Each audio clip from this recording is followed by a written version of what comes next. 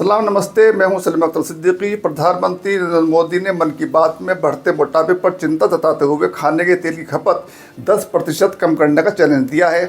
उन्होंने उमर अब्दुल्ला और आनंद महिंद्रा सहित 10 लोगों को नॉमिनेट किया है और उनसे नए 10 लोगों को नॉमिनेट करने की अपील की है ताकि यह अभियान और ज़्यादा व्यापक हो।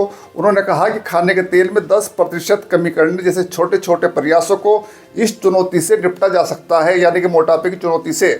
पीएम ने कहा कि इसके लिए वे एक चैलेंज शुरू करेंगे। उन्होंने कहा था कि वो 10 लोगों को चैलेंज करेंगे कि क्या वे अपने खाने में ऑयल को 10% कम कर सकते हैं। प्रधानमंत्री मोदी ने एक्स पर पोस्ट करते हुए कहा, जैसा कि मन की बात में बताया गया था, मैं मोटापे के खिलाफ लड़ाई को मजबूत करने और भोजन में खाद्य तेल की खपत को कम करने के बारे में जागरूकता फैलाने के लिए 10 लोगों को नॉमिनेट करना चाहता हूं। मैं उनसे ये भी अपील करता हूं कि वे भी 10 लोगों को नॉमिनेट करें ताकि हमारा आंदोलन और बड़ा हो। देखिए वो 10 लोग कौन हैं जिन्हें नॉमिनेट किया गया है।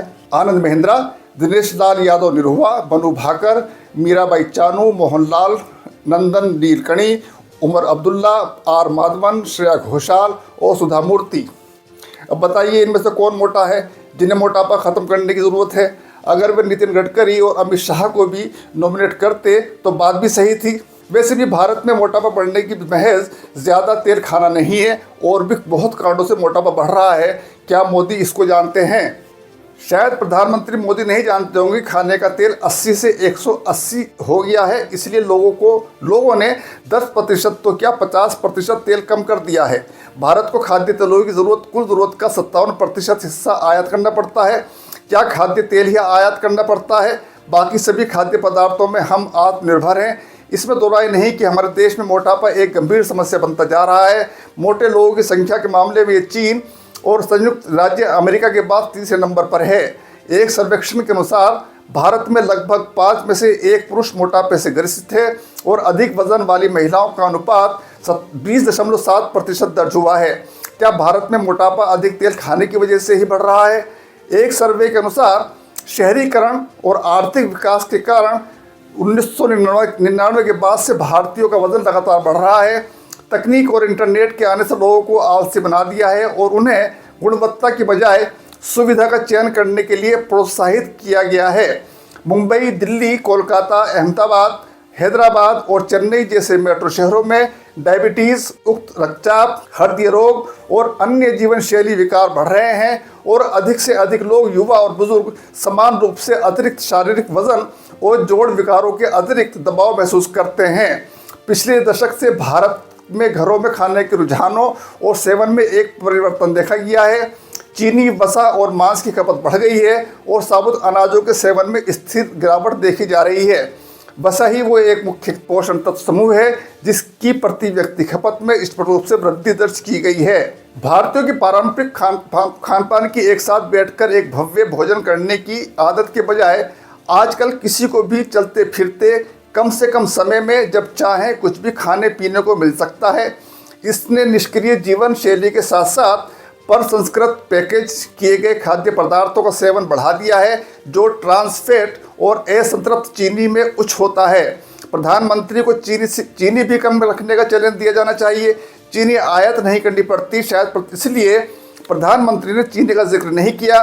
वजन बढ़ने का कारण कार्बोहाइड्रेट से भरपूर खाद्य पदार्थ जैसे कि सफ़ेद चावल, सफ़ेद ब्रेड, सफ़ेद पास्ता अन्य खाद्य पदार्थों की तुलना में बहुत तेज़ी से पच भी जाते हैं। इसमें खून में शर्करा और इंसुलिन में तेज़ी से वृद्धि होती है जिससे भूख लग सकती है, जिससे आप ज़्यादा खाने लगते हैं और समय के साथ वज़न बढ़ने लगता है। इसलिए प्रधानमंत्री को कार्बोहाइड्रेट से भरपूर खाद्य पदार्थ ने खाने का चैलेंज भी दिया जाना चाहिए। कार्बोहाइड्रेट्स के सेवन को प्रतिदिन 30 ग्राम से ज़्यादा न लेकर नियंत्रित कर सकते हैं। जितना हो सके सफ़ेद खाद्य पदार्थों जैसे चावल, आलू, ब्रेड, आटा और चीनी के सेवन से बचें। इसके साथ ही सुनिश्चित करें कि आप हर दिन अपने भोजन के साथ प्रोटीन का सेवन करें। आपके आहार विशेषज्ञ आपको सटीक बताएंगे कि आपके शरीर को कितने प्रोटीन की आवश्यकता है। मीठे पेय पदार्थों में तेजी से पचने वाले कार्बोहाइड्रेट्स की भरपूर मात्रा होती है। विभिन्न अध्ययनों से यह भी पता चला है कि जब पेय में कार्बोहाइड्रेट उतना संतोषजनक नहीं होता और लोग इसकी भरपाई करने के लिए अधिक खाने लगते हैं। मोटापे की रोकथाम के प्रयासों में चीनी युक्त पेय एक महत्वपूर्ण लक्ष्य बन गए हैं और मोटापे और मधुमेह जैसी अन्य स्वास्थ्य समस्याओं से बचने के लिए इन्हें नियंत्रित किया जाना चाहिए। जहां तक बच्चों और युवाओं में मोटापा बढ़ने की बात है तो इसके लिए कोल्ड ड्रिंक भी जिम्मेदार है। आजकल कोल्ड ड्रिंक खूब पी जाती है। प्रधानमंत्री को बच्चों और युवाओं को कोल्ड ड्रिंक ने पीने का चैलेंज देना चाहिए, लेकिन वे ऐसा नहीं कर सकते। कंपनियां नाराज हो जाएंगी और इससे देश को अकूत राजस्व मिलता है। चूँकि खाने का तेल आयात करना पड़ता है, इसलिए इसकी खपत कम करने का चैलेंज दिया गया है, जिससे आयात पर विदेशी मुद्रा खर्च ना करनी पड़े। अगर प्रधानमंत्री ने मोटापे पर कोई रिसर्च की है तो पूरी रिसर्च करनी चाहिए थी। WHO के पूर्व मुख्य वैज्ञानिक सौम्या स्वामीनाथन ने हाल ही में भारत में बढ़ते मोटापे के बारे में चिंताओं को उजागर किया है। उन्होंने बताया कि अनहेल्दी डाइट और फिजिकल एक्टिविटी ने होने के कारण देश में मोटापे की समस्या तेजी से बढ़ रही है। एक स्टडी में पता चला है कि पेट का मोटापा महिलाओं में पुरुषों की तुलना में अधिक है। जहां पुरुषों में यह प्रतिशत 12 है, वहीं महिलाओं में यह 40% तक पहुंच जाता है। विशेष रूप से 30 से 49 वर्ष की उम्र की महिलाओं में पेट के मोटापे की समस्या सबसे ज़्यादा देखने को मिलती है। बुजुर्ग महिलाओं और नॉन वेजिटेरियन महिलाओं में इस समस्या के बढ़ने के संकेत स्पष्ट हैं। और चौंकाने वाली बात यह भी है कि पेट पर मोटापे की समस्या शहरी क्षेत्रों से ज़्यादा कॉमन हो रही है और शहरों में रहने वाले लोगों को मोटापे का ज़्यादा खतरा है। एक रिसर्च में यह भी पता चला है कि ग्रामीण इलाकों में भी पेट का मोटापा बढ़ रहा है और ये समस्या निचले और मध्यम आय वर्ग के लोगों में भी देखने को मिल रही है। आंकड़ों से पता चलता है कि भारतीय बच्चों में मोटापे की दिक्कत काफ़ी तेजी से बढ़ती जा रही है।